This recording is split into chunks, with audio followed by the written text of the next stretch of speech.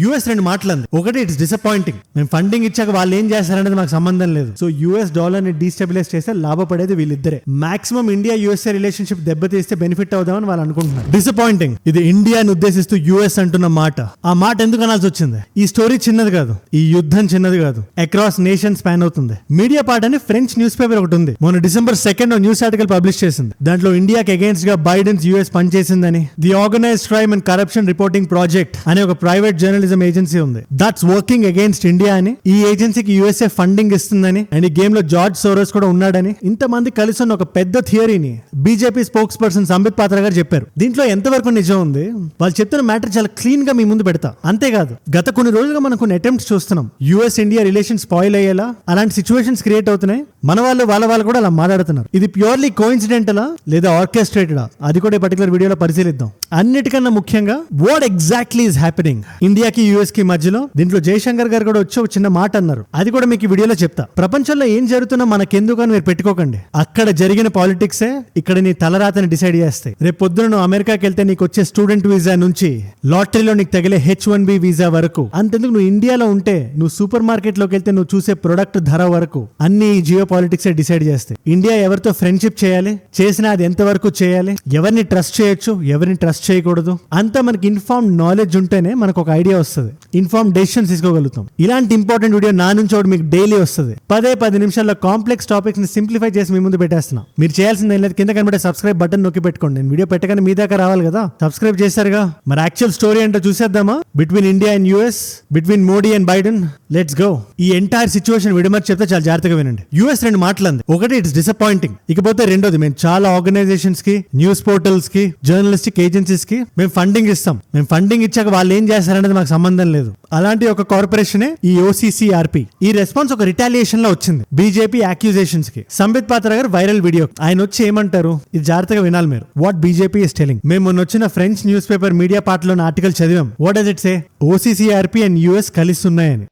बाकी यूएस की बहुत सारी ऐसी संस्थाएं हैं, कुछ गवर्नमेंट एजेंसीज भी हैं जो OCCRP को फंडिंग करती है. ఇప్పుడు మనం కొద్దిగా బ్యాక్ స్టెప్ తీసుకొని కొంచెం జూమ్ ఇన్ చేద్దాం. OCCRP అంటే ఏంటి? The organised crime and corruption reporting project. Independent journalism చేస్తూ బ్రేక్ త్రూ న్యూస్ మేము ప్రొజెక్ట్ చేస్తున్నాం చెప్పుకుంటూ ఉంటుంది ఈ పర్టికులర్ ఏజెన్సీ. కాకపోతే ఇక్కడ చిత్రం ఏంటంటే, ఈ particular agency baseless anti India ప్రాపగాండాని పుష్ చేస్తుందని, ఇది ఏదైతే పుష్ చేస్తుందో ఆ పర్టికులర్ ఆర్టికల్స్ ని ఎవిడెన్స్ లా కాంగ్రెస్ తీసుకుంటుందని ఒక ట్రయాంగిల్ ఫార్మ్ చేసి చూపించారు ఆయన. ఆ ట్రయాంగిల్ లో ఆయన చెప్పేది ఏంటంటే, ఒక కార్నర్ లో యూఎస్ బేస్డ్ ప్రైవేట్ NGOs ఉన్నాయి. ఆయన అనేది ఏంటంటే, ఈ NGOs ఏవైతే ఉన్నాయో దీనికి ఫండింగ్ జార్జ్ సోరోస్ అనే వ్యక్తి నుంచి వస్తుందని, ఆయన ఫార్ లెఫ్ట్ పర్సన్ అని, మోడీని దింపడమే ఆయన ధ్యేయంలా పెట్టుకున్నాడని, ఈ NGOs ఏవైతే ఉన్నాయో అది OCCRP లాంటి ఏజెన్సీస్ ఫండింగ్ ఇస్తుందని జాగ్రత్తగా ఉండండి. ఫస్ట్ ఎడ్జ్ వచ్చి NGOs, ఇకపోతే రెండోది వచ్చి private journalism agencies like OCCRP. ఈ ట్రయాంగిల్ లో మూడోది and the most important Indian link is Congress party, ఇంకా స్పెసిఫిక్ గా రాహుల్ గాంధీ అని ఆయన అంటున్నారు. కాకపోతే ఇష్యూ ఎక్కడ స్పైస్ అప్ అయిందంటే, ఎప్పుడైతే OCCRPకి యూఎస్ కూడా ఫండింగ్ ఇస్తుందని, వీళ్ళిద్దరూ కలిసి కొన్ని anti India news articles push చేస్తున్నారని, that are not in the interest of India, he was clear about it. ఒక చిన్న ఎగ్జాంపుల్ తో చెప్తా. ఇది నిన్న 7th December వచ్చిన ఆర్టికల్. ఇది OCCRP లో ఉంది. Documents provide fresh insight into allegations of stock manipulation that rocked India's powerful Adani group. So ఈ ఆర్టికల్ కొన్ని డాక్యుమెంట్స్ పెట్టి అదానీ స్టాక్ మ్యానిపులేషన్ చేస్తున్నాడు అని చెప్పి ఆర్టికల్ పబ్లిష్ చేసింది. ఇలా పబ్లిష్ చేసిందో లేదో వెంటనే జెట్ స్పీడ్ లో రాహుల్ గాంధీ గారు సాయంత్రం 5 PM కి ఒక ప్రెస్ మీట్ పెట్టారు. సో ఆర్టికల్ వచ్చింది, అదానీ మనం క్వశ్చన్ చేయాలి అని ఎవరో బయట వాళ్ళు రాసిన ఆర్టికల్ ని పట్టుకొచ్చి head of the opposition party is talking. And Mr. Adani has done apparently one 2,000 crore scam, multiple others probably, but he's scot free. He's running around. There's no problem. There's no investigation. And ఇది ఇక్కడతో ఆగట్లేదు. ఆ particular OCCRP ఏదైతే ఉందో అది tweet వేస్తుంది. India's opposition party leader Rahul Gandhi మా articles అని తీసుకొని ఆయన ప్రెస్ మీట్ పెడుతున్నారని. ఇదేదో మొన్న అదానీ మీద యూఎస్ఏ ఫ్రెష్ గా ఫైల్ చేసిన కేసుని చూసి రాట్లా. September 17th ఆర్టికల్ వచ్చింది ఇదే OCCRP లో. Kenya grants power deal to scandal driven Adani group. ఈ స్కాండల్ డ్రివెన్ అండర్లైన్ చేసి పెట్టుకోండి. ఇదే కాకుండా పెగసస్ అనే స్పైవేర్ ఉంది, ఇజ్రాయలీ గవర్నమెంట్ డెవలప్ చేసింది. అది ఇండియా హై ప్రొఫైల్ జర్నలిస్టుల మీద, హై ప్రొఫైల్ మినిస్టర్ల మీద ఈ పెగసస్ అటాక్ చేస్తుందని, వాళ్ళ సెన్సిటివ్ ఇన్ఫర్మేషన్ ని లూప్ లైన్ లో పెడుతుందని, వాటి మీద కూడా చాలా ఆర్టికల్స్ వచ్చాయి. ఈ ఓసీసీఆర్పీ గ్రూప్ లో. సో ఆయన ఎలిగేషన్ చాలా సింపుల్. ఓసీసీఆర్పీ యాంటీ ఇండియన్ మా అందరికీ తెలుసు, జార్జ్ సోరోస్ యాంటీ ఇండియన్ మా అందరికీ తెలుసు, వీళ్ళ గేమ్ లో కాంగ్రెస్ కూడా పెద్ద ప్లేయర్ అని మన అందరికీ తెలుసు, దాంట్లో రాహుల్ గాంధీ పపెట్ అని మా అందరికీ తెలుసు, బట్ ఇందులో యూఎస్ ఎక్కడి నుంచి వస్తుంది ఆయన క్వశ్చన్ చేస్తున్నాడు. ఈ వీడియో తర్వాత చాలా న్యూస్ ఆర్టికల్స్ పబ్లిష్ అయిన తర్వాత US responded under the Biden government. US embassy ఏమంటుంది, ఇట్స్ ఎక్స్ట్రీమ్లీ డిసప్పాయింటింగ్, ఇది మేము ఇండియా నుంచి ఎక్స్పెక్ట్ చేసింది కాదు, మన ఇద్దరికి మంచి బైలాటరల్ రిలేషన్షిప్ ఉంది, మోడీ గారిని దింపడానికి మేము ప్రయత్నించడం ఏంటి, అది అసలు మా ఎజెండాలోనే లేదు అని యుఎస్ వాళ్ళు అంటున్నారు. అదే కాకుండా ఈ ఓసీసీఆర్పీ ఎలిగేషన్స్ అడ్రస్ చేస్తూ మేము చాలా మందికి ఫండింగ్ చేస్తాం, అందులో ఈ ఏజెన్సీ కూడా ఒకటి ఉంది, వాళ్ళు ప్రైవేట్ గా ఏం చేస్తున్నారనే దాని మీద మాకు సంబంధం లేదు అని వాళ్ళు చెప్పుకొస్తున్నారు. మీరు ఇక్కడ ఒక చిన్న క్రొనాలజీని గమనించాలి. రీసెంట్ గా బ్రిక్స్ సమిట్ జరిగింది, దాని మీద నేను వీడియో కూడా చేశాను. దాంట్లో ఉండే countries like India, China, Russia, Egypt, Ethiopia, Iran, ఇలాంటి కంట్రీస్ అన్ని కలిసి ఒక కొత్త బ్రిక్స్ కరెన్సీని పెడదాం అనుకుంటున్నాయి. ఇందులో ఇండియా స్టాండ్ ఏంటో ఎవరికి తెలియదు అప్పటి వరకు, బట్ మనందరికీ చైనా, రష్యా స్టాండ్ తెలుసు. వీళ్ళిద్దరు యూఎస్ కి staunch enemies. So US dollar ని డీస్టెబిలైజ్ చేస్తే లాభపడేది వీళ్ళిద్దరే. ప్లస్ మీరు ఇంకొంచెం ఇక్కడ జూమింగ్ చేసి చూస్తే ఈ బ్రిక్స్ లో ఉండే నేషన్స్ అన్నిట్లో రకరకాల కంట్రీస్ కి రకరకాల ఐడియాలజీస్ ఉన్నాయి. ఇండియాకు ఐడియాలజీ ఉంటే చైనాకు ఐడియాలజీ ఉంటుంది, రష్యాకు ఐడియాలజీ ఉంటుంది. సో అన్నిటిని మనం గ్రూప్ లో కట్టలేం. ఇదంతా చూసుకోకుండా డొనాల్డ్ ట్రంప్ గారు నా యూఎస్ డాలర్ ని వాడకపోతే గో ఫైండ్ అన్ అదర్ సకం, మీకు 100% టారిఫ్స్ ఉండబోతున్నాయి, నువ్వు నా దేశంలో ఏది అమ్మలో చాలా జాగ్రత్తగా ఉండు అన్న ధమ్కి ఇచ్చాడు ఆయన. సో ఇలాగే బ్యాక్ టు బ్యాక్ అది కూడా ఈ బైడెన్ కుర్చీ దిగక ముందు, which is on January 20th. నాకు పర్సనల్ గా ఏమనిపిస్తుందంటే ఈ ట్రంప్ కుర్చీ ఎక్కక ముందు మాక్సిమం ఇండియా యూఎస్ఏ రిలేషన్షిప్ దెబ్బతీస్తే బెనిఫిట్ అవుదామని వాళ్ళు అనుకుంటున్నారు. ఇప్పుడు వాళ్ళు ఎవరనేది పెద్ద క్వశ్చన్ మార్క్. అది ఓసీసీఆర్పీయా, జార్జ్ సోరోసా, డెమోక్రాట్సా లేదా కాంగ్రెస్ పార్టీయా? ఇన్ని ఆప్షన్స్ ఉన్నాయి మనకి చూస్ చేసుకోవడానికి. But India as a country I think we are taking the right steps. చాలా మంది మన వీడియోని చూసి కామెంట్స్ ఏం రాస్తున్నారు, ఇండియా మస్ట్ ట్రస్ట్ రష్యా, యుఎస్ఏని ట్రస్ట్ చేయకూడదని రాస్తున్నారు. కానీ యుఎస్ఏని ట్రస్ట్ చేయాలా చేయకూడదా పక్కన పెడితే మనకి బయలాటరల్ రిలేషన్ పరంగా, ట్రేడ్ పరంగా యుఎస్ఏతో చాలా అవసరం ఉంది.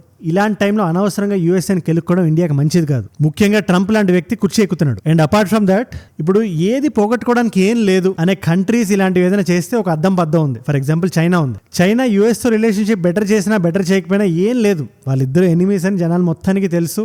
యూఎస్ఏ ఎప్పటికీ చైనా నమ్మదు, చైనా ఎప్పటికీ యూఎస్ఏ నమ్మదు. సో చైనా ఇలాంటి స్టాండ్ తీసుకుంటే ఓకే, అర్థం పర్థం ఉంది. ఇప్పుడు ఇండియా అనవసరంగా వెళ్ళి యూఎస్ మీద ఎటువంటి కామెంట్ చేసినా, అనవసరంగా ఒక మాట మాట్లాడినా అది మనకు బ్యాక్ ఫైర్ అవుతుంది. ఈ విషయం జయశంకర్ గారికి బాగా తెలుసు. ఆయన ఎక్స్టర్నల్ అఫైర్స్ మినిస్టర్ ఆయన ఒక్కటే మాట అన్నారు మొన్న, మాకు ఎటువంటి ఇంటెన్షన్ లేదు యూఎస్ డాలర్ ని డిస్టెబిలైజ్ చేయడానికి, మాకు అసలు ప్రపోజలే రాలేదు బ్రిక్స్ కరెన్సీది, ఒకవేళ వచ్చినా కూడా మేము ఆలోచిస్తాం కానీ అనవసరంగా యూఎస్ఏ తో రిలేషన్షిప్ మేము పోగొట్టుకోమన్నారు. We had a good relationship, a very solid relationship with the first Trump administration. Yes, there were some issues, mostly trade-related issues, but there were a whole lot of issues on which actually President Trump was very international. He was very forward-leaning. దీన్ని ఎలా చూస్తున్నారు? జయశంకర్ గారు ఏమైనా ఒక back step తీసుకున్నారని చూస్తున్నారు కానీ ఆయన కరెక్ట్ గా ఆలోచించి కరెక్ట్ గా మాట్లాడారు. ఎక్కడ గట్టిగా మాట్లాడాలో, ఎక్కడ ఘర్మే గుస్కే మారేంగే స్ట్రాటజీ వాడాలో, ఎక్కడ స్టెప్ బ్యాక్ చేయాలో ఇండియాస్ ఫ్యూచర్ ని మైండ్ లో పెట్టుకొని ఆయనకు బాగా తెలుసు. సో నేను చెప్పేది ఒకటే, January 20th వరకు ఈ డెమోక్రాట్స్ సాయ శక్తిలో ప్రయత్నిస్తారు ఇండియన్ యూఎస్ ఎనిమీ లిస్ట్ లో పెడదామని. బట్ మనకు జాగ్రత్తగా ఉండాలి. ఈ చెస్ గేమ్ మనం కూడా చాలా జాగ్రత్తగా ఆడాలి. సంబిత్ పాత్ర గారు లాంటి వ్యక్తి కూడా మనకు నిజం తెలిసినా అనవసరంగా ఒక మాట అనే ముందు కొంచెం ఆలోచించాలి. ఎందుకంటే నిజాలు ఎప్పుడైనా బయటకు వస్తాయి. యూఎస్ఏ చెప్తున్నాడు వాళ్ళకి తెలియకుండా చేసుంటే ఓకే, కానీ తెలిసి చేసుంటే ఆ నిజం ఖచ్చితంగా బయటకు వస్తుంది. అప్పటిదాకా వెయిట్ చేయడం బెటర్. నేను ఇప్పుడు మిమ్మల్ని ఒక స్ట్రైట్ క్వశ్చన్ అడుగుతున్నా, ఈ ఎంటైర్ ఆర్డియల్ మీద what is your stand point? ఈ ఫ్రెంచ్ ఆర్టికల్ మీద యూఎస్ఏ హ్యాండ్ ఉందని తెలిసినా ఇండియా మాట్లాడాల్సిందా, మాట్లాడకుండా కొంచెం సైలెంట్ గా వెయిట్ చేయాల్సిందా? ముఖ్యంగా ఇలాంటి సెన్సిటివ్ టైమ్స్ లో బ్రిక్స్ ఇష్యూ నడుస్తుంది, ప్రపంచం అంతా ఒక రకమైన ఒక చిన్న ఇన్స్టెబిలిటీలో ఉంది. ఈ టైంలో మాట్లాడడం మంచిదా, సైలెంట్ గా ఉండడం మంచిదా? మీరే చెప్పండి, నాకు కింద కామెంట్స్ రాయండి. ఇలాంటి వీడియోస్ నా నుంచి మీకు డైలీ ఒకటి వస్తుంది. ఇట్స్ ఎ కాంప్లెక్స్ టాపిక్, దాన్ని కండెన్స్ చేసి మీ ముందు పెడుతున్నా. అండ్ నేను ఇండియాలో ఉన్నా, బయటకు ట్రావెల్ చేస్తున్నా, I will make sure my video comes to you on time. 25 days trip కి వెళ్ళా, ఒక్క రోజు కూడా మిస్ అవ్వలేదు. అది మన ట్రాక్ రికార్డ్. నేను LAలో ఉన్నా, లాస్ వేగస్ లో ఉన్నా, శాన్ ఫ్రాన్సిస్కోలో ఉన్నా, టోక్యోకి వెళ్ళా. పర్సనల్ ట్రిప్ ఇది, హాలిడే ఎంజాయ్ చేయాల్సిన ట్రిప్. బట్ ఈ వర్క్ టైం ఏదైతే ఉందో దానిలో ఎక్కడ కాంప్రమైజ్ అవ్వలేదు. మీ దాకా వీడియో తీసుకురావాలని. మరి నేను వీడియో పెట్టగానే మీ దాకా రావాలి కదా, కింద కనబడే సబ్స్క్రైబ్ బటన్ నొక్కి పెట్టుకోండి. You'll be updated. ఒక 2 months తర్వాత మీరే వెనక్కి తిరిగి మీ నాలెడ్జ్ లెవెల్స్ చెక్ చేసుకోండి. That's all I can tell. And మీరు ఇస్తున్న వాచ్ టైం రిటెన్షన్ ఏదైతే ఉందో అది నాకు కొండంత ధైర్యాన్ని, బలాన్ని అండనేస్తుంది ఇలాంటి వీడియోస్ ఇంకా చేయడానికి, ఇంకా బలంగా ఇలాంటి వీడియోస్ మీద పనిచేయడానికి. Thank you so much for that. And నాతో ఇంకా కనెక్ట్ అవుదాం అనుకుంటే Instagram is the way to go. Ajay from ఏజుడ్ అని కొట్టండి. 1+ million followers ఉంటారు. పేరు గుర్తుందిగా, అజయ్ ఫ్రమ్ ఏజుడ్. లాటిట్యూడ్. అక్కడ నాకైనా కొత్త ఐడియాస్ ఇద్దాం అనుకున్నా, నా ట్రిప్ డీటెయిల్స్ తెలుసుకుందాం అనుకున్నా, నా పర్సనల్ లైఫ్ గురించి ఏం తెలుసుకుందాం అనుకున్నా, Instagram is the way to go. Come let's connect there. And 2 complimentary videos పెడుతున్నాను ఇదే ఇష్యూ మీద, బ్రిక్స్ సమ్మిట్ మీద. ఈ ఎంటైర్ ఇష్యూని ఇంకొంచెం జూమ్ ఇన్ చేసి మీరు తెలుసుకుందాం అనుకుంటే ఈ పర్టికులర్ వీడియో ఇక్కడ ఉంది. అండ్ సంధ్యా థియేటర్ మొన్న Pushpa release day premiere show రోజు ఏం జరిగిందో దాని గురించి ఒక వీడియో చేశాను. That particular video is here. So మీకు ఏ వీడియో ఇంట్రెస్ట్ ఉంటే ఆ వీడియో చూడండి. అండ్ నేను మిమ్మల్ని మళ్ళీ రేపు కలుస్తా. మనందరం కలిసి ఎదగాలి, కలిసి పెరగాలి. Let us all rise together. Rise above conspiracies, rise above selfishness, rise above hate. ఏజుడ్ అంటే మనం. జై హింద్, జై భారత్, జై ఆంజనేయ.